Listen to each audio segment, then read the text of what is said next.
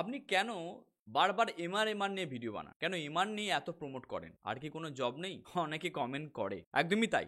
আমি তোমার সাথে এগ্রি করছি। আমি কেন এমআর নিয়ে বলি বা আর কিছু কি জব নেই? সত্যি তো অনেক জব আছে, অনেক জবের অপশন আছে। এখন রিয়েলিটি যদি আমরা ওয়েস্ট বেঙ্গলের কথা বলি, আমি আমার দেশের অন্য স্টেটের কথা বলতে পারবো না, অনলি যদি আমরা ওয়েস্ট বেঙ্গলের কথা বলি, যেহেতু আমি বাংলাতে বলছি, মোস্ট অফ আমার ভিউয়ার্স আছে কি শুধু ওয়েস্ট বেঙ্গল থেকে, তো তাদের উদ্দেশ্যে বলবো ওয়েস্ট বেঙ্গলে এক তো তোমার সরকারি জবের অপশনটা আমার থেকে তোমরা ভালো করে জানো। ওকে, সরকারি জবের জন্য প্রসিডিওর কি আছে, কি প্রিপারেশন নিতে হবে, সেই বিষয়ে আমার নলেজ নেই এবং এই বিষয়ে আমি বলতে চাইও না, সেটা তোমরা অনেক ভালো জানো। আগামীতে কি তোমার ভ্যাকেন্সি বেরিয়েছে, কিভাবে তোমরা অ্যাপ্লাই করবে, সেখানে অনেক চ্যানেল আছে, সেটা তারা বলতে পারো। প্রাইভেট জবের যদি অপশনের কথা বলি, শুধু পড়ে আছে সেলস এবং মার্কেটিং জব প্রাইভেটের ক্ষেত্রে। কারণ প্রাইভেটের ক্ষেত্রেও যেটা তোমার লাগে, এক তোমার অনেক যদি ম্যানুফ্যাকচারিং যদি হাব থাকে, যদি আমাদের ওয়েস্ট বেঙ্গলে অসংখ্য যদি আমরা দেখতে পাই যে কোম্পানি আছে যেখানে শুধু তৈরি হচ্ছে প্রোডাকশন, তো অবশ্যই সেখানে আমরা প্রোডাকশনের অনেক কিছু কাজ পেতে পারি। একটা কোম্পানি প্রোডাকশনে তো অনেক রকমের কাজ পাওয়া যেতে পারে। এবার যেহেতু আমাদের প্রোডাকশনের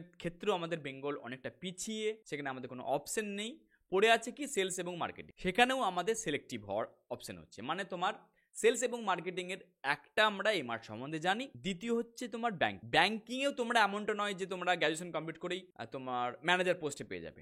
যে কোনো গ্র্যাজুয়েশন কমপ্লিট করা ছেলে যে তোমার ব্যাংকিং সেক্টরে তোমার ম্যানেজার পোস্টে চলে যাবে তা তো নয়। কারণ ম্যানেজার পোস্টের জন্য অনেকে এমবিএ করে আছে বা যারা তোমার কোর অ্যাকাউন্ট নিয়ে পড়াশোনা করেছে তারাই ওই পোস্টটা পাবে। তাহলে ব্যাংকিংয়ে কি পড়ে রইলো?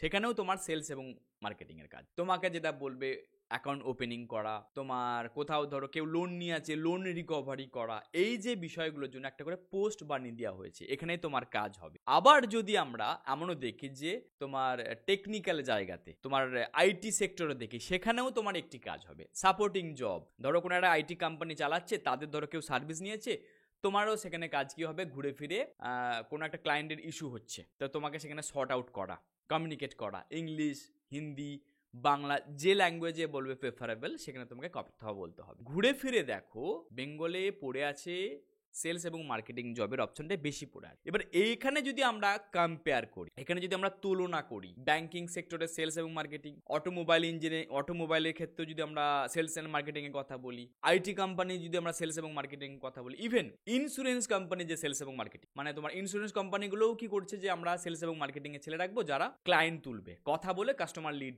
কনভার্ট করবে। তো সেখানে যদি আমরা অল টোটাল করে দেখি, এমআর এর পজিশনটা আমার যেটা একান্তই আমার অনুভবের কথা বলতে পারি যে একটা ভালো পজিশন। কারণ এখানে তোমার যেটা কাজ হবে অনেকটা সিস্টেমেটিক, অনেকটা তোমার কাছে ভিজিবল আছে, অনেকটা তোমার কাছে জ্ঞাত আছে। মানে এক্সাম্পল দিই, ধরো তোমার কাছে ডক্টর তো ক্লিয়ার আছে যে এই ডক্টরের কাছে আমি যাব, বা এই ডক্টর থেকে আমাকে বিজনেস আনতে হবে। যদি তোমাকে ব্যাংকিং এর ক্ষেত্রে বলি, বা ধরো ইন্স্যুরেন্স কোম্পানি সেলস এবং মার্কেটিং এ তুমি ধরো জয়েন করেছো, তুমি ইউ ডোন্ট নো, প্রতি মাসে বলবে নতুন নতুন অ্যাকাউন্ট খুলতে, প্রতি মাসে বলবে নতুন নতুন ক্লায়েন্টকে খুঁজে বার করো, এবং তুমি ক্লায়েন্ট সম্বন্ধে জানা নেই, ক্লায়েন্টের জন্য নেটওয়ার্কিং বিল করা, কথা বলা, এটা একটা প্রবলেম দেখায়। আর একটা বিষয় থাকে মেডিকেল রিপ্রেজেন্টেটিভের ক্ষেত্রে, আর যাই হোক না কেন, এমনটা নয় যে তোমার ওই নাইট শিফটিং জব, ওকে, এটা নয়। হ্যাঁ, আমরা দেখতে পাই যে ওয়ার্কের জন্য কোনোদিন সকাল 6টার সময় উঠে রাত্রি 10টা অবধি কাজ করতে হতে পারে, বা সেটা তোমার কিন্তু প্ল্যান ওরিয়েন্টেড। অন্য সেলস এবং মার্কেটিং এর ক্ষেত্রে এমন দেখা যায়, ধরো এমন একটা জায়গায় তুমি জয়েন করেছো, ধরো আইটি কোম্পানির সেলস এবং মার্কেটিং এ আছো, বা তোমার বিপিও পোস্টে আছো, ওকে, যেখানে তোমার কাজ হচ্ছে কথা বলা।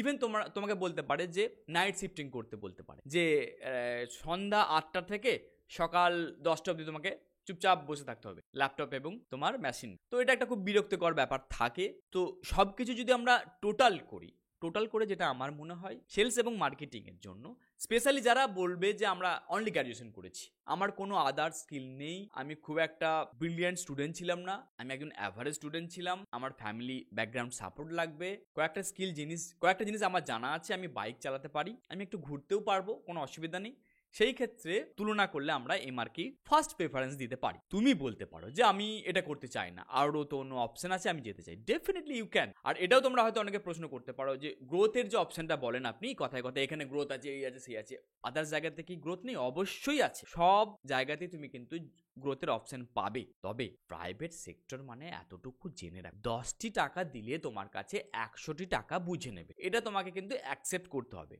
সম্প্রতি একটা কন্ট্রোভার্সি ভিডিও দেখতে পাচ্ছি, বা অনেক সময় দেখতে পাচ্ছি যে তোমার যে কৃষ্ণমূর্তি বলে একজন, যে উনি সিইও আছেন, উনি নাকি বলেছেন যে অনেক বেশি কাজ করতে হবে এই নিয়ে একটা কন্ট্রোভার্সি হয়েছে যে অনেক বলছে নাকি উইকে তোমার 80 ঘন্টার উপরে কাজ করাটাই প্রয়োজন আছে। আর যাই হোক না কেন, আমাদের ভাই যেটা বুঝতে হবে যে আমাদের যদি ব্যাক সাপোর্ট না থাকে, আমার বাবার যদি 5 কোটি টাকা জমানো না থাকে, আমাকে আমার দমে আমার কাজটি করে নিতে হবে। এটা হচ্ছে harsh reality. Until and unless যতক্ষণ আমরা কোনো গভর্নমেন্ট জব পাচ্ছি বা গভর্নমেন্ট জবের যখন আমার কাছে স্ট্যাম্প না পড়ছে, আমাকে কোথাও না কোথাও প্রাইভেট জবে যেতে হবে। প্রাইভেট জবের একটা জিনিস আমরা বলতে পারি, যদি তোমার মধ্যে হার্ডকোর মেন্টালিটি থাকে যে I want money, I want any how growth, next 10 years আমি নিজেকে নিচুড়ে দিতে চাই, তো ডেফিনেটলি তুমি একটা পজিশন পেয়ে যাবে।